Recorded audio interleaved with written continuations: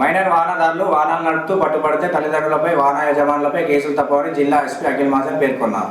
గతంలో నిర్వహించిన special drive లో మైనర్ డ్రైవింగ్ చేస్తూ పట్టుబడిన సుమారు 300 వాహనాలు సీజ్ చేసి వారి తల్లిదండ్రుల సమక్షంలో కౌన్సిలింగ్ నిర్వహించి ఈ చలాన్ కింద జరిమానా విధిస్తూ వాహనాలు విడుదల చేయడం జరిగిందన్నారు. ఈ సందర్భంగా ఎస్పీ మాట్లాడుతూ కారణం లేని మరణం ఒక రోడ్డు ప్రమాదమే కావున ట్రాఫిక్ నిబంధనలు రోడ్డు నిబంధనలు తెలియని మైనర్లకు వాహనాలు ఇచ్చి ప్రోత్సహించవద్దని, దానితో వారు తెలిసి తెలియని డ్రైవింగ్ తో ప్రమాదాలకు కారణమవుతున్నారన్నారు.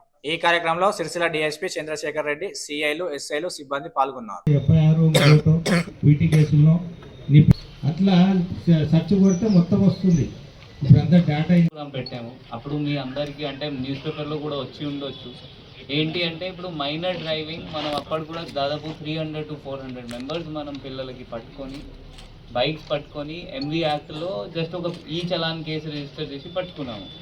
దాని తర్వాత పేరెంట్స్కి పిలిచి వాళ్ళకి బైక్స్ హ్యాండ్ ఓవర్ చేసాము. ఎవరెవరు ఇక్కడ రాలేదు వాళ్ళ కన్సర్న్ మళ్ళీ హెడ్ క్వార్టర్లో రమ్మని చెప్పి ఒక మూవీ చూపించి వాళ్ళకి మళ్ళీ బైక్స్ ఇచ్చాము.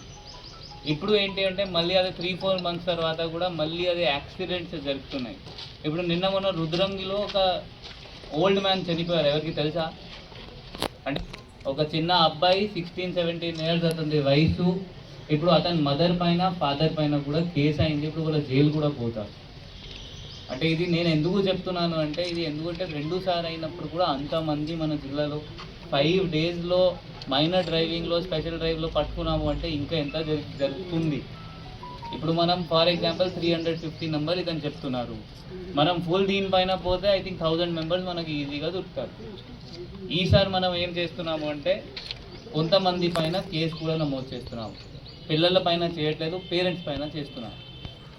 ఇది కాకుండా ఇప్పుడు మన జిల్లాలో చాలా మందికి గల్ఫ్ పోవాల ఆశ ఉంటుంది. ఉందా ఇక్కడ చాలా మందికి?